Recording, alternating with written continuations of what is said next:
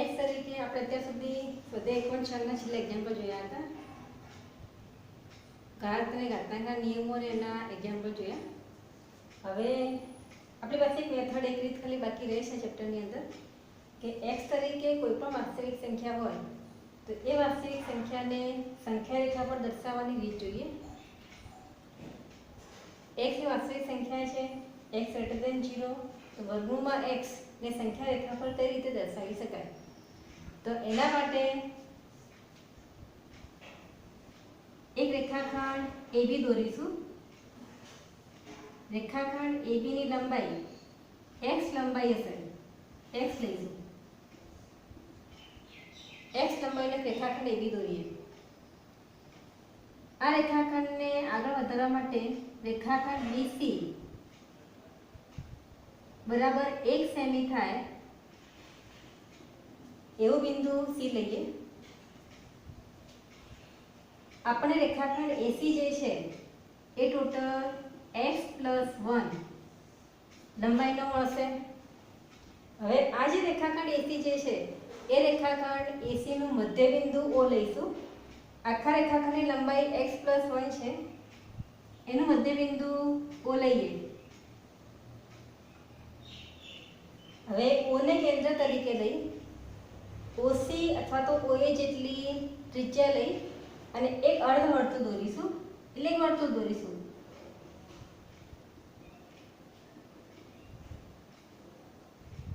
આ વર્તુળ ને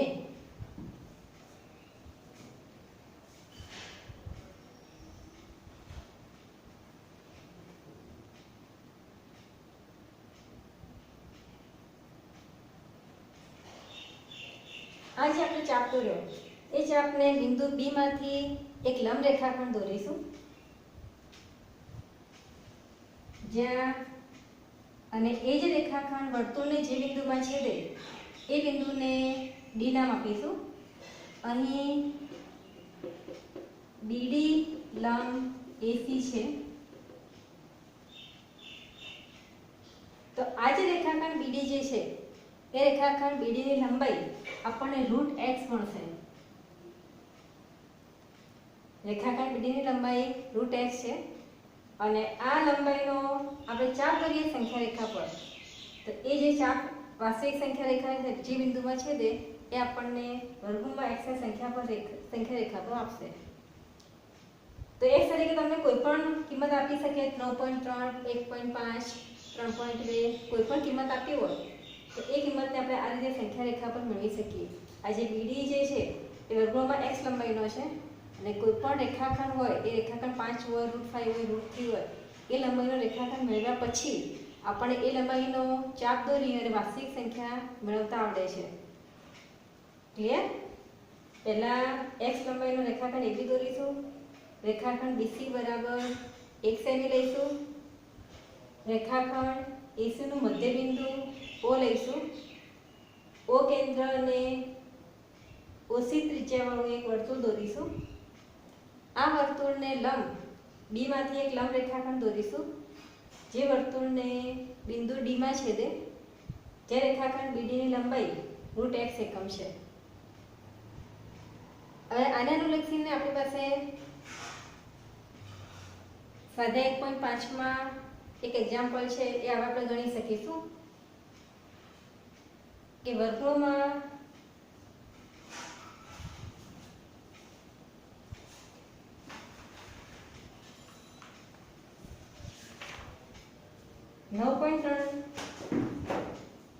9.3 ને સંખ્યા રેખા પર દર્શાવો. તેના માટે AB 9.3 એકમ લંબાઈનો દોરીશું. આ હશે 9.3 એકમ. 1 સેમીનો રેખાખંડ BC દોરીશું. B માંથી લંબ રેખા દોરીશું તો BD જે છે એ તમને 9.3 લંબાઈનો મળી જશે. અહીંયા આ ટોપિક પૂરો થાય છે. હવે એના પછી આવે છે એક્ઝામ્પલ નંબર 3. આગળ તમારે દોરવું હોય તો આ જે D મળ્યો D માંથી આપણે એક ચાપ દોરીશું. O ને કેન્દ્ર તરીકે લઈ D માંથી એક ચાપ દોરો.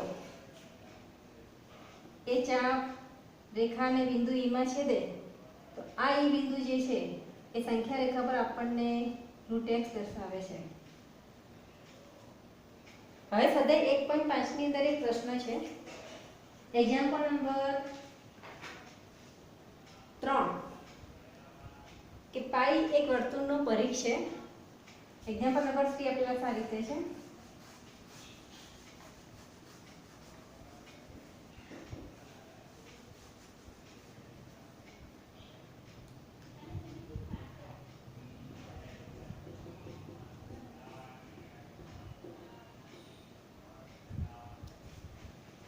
પાઈ એ અસમય સંખ્યા છે.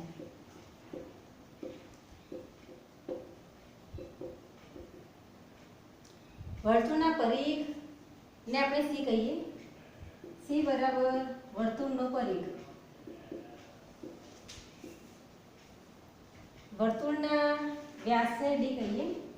ડી બરાબર વર્તુળનો વ્યાસ.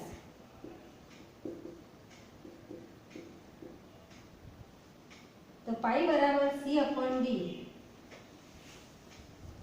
આ વિધાનમાં વિરોધાભાસ છે, કારણ કે પાઈ એ અસમય સંખ્યા છે. આ વિરોધાભાસનો અંત કેવી રીતે લાવશો, આ એક પ્રશ્ન છે આપણી પાસે. હવે અહીંયા સમજો કે સી બરાબર વર્તુળનો પરિઘ. તો પરિઘનું સૂત્ર આપણને આવડે છે.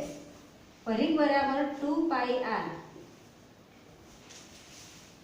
આને આપણે